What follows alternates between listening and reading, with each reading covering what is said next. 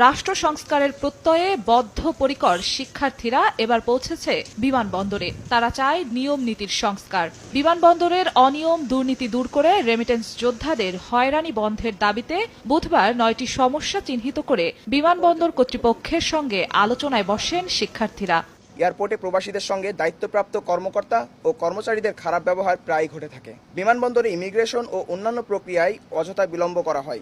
সমস্যা চিহ্নিত করে তুলে ধরেন প্রবাসীদের সঙ্গে ভালো ব্যবহার করা, লাগেজ নিয়ে হয়রানি দূর করা থেকে শুরু করে পুরো বিমানবন্দর এলাকায় ওয়াইফাই সেবা নিশ্চিত করা সহ বেশ কিছু সুপারিশ।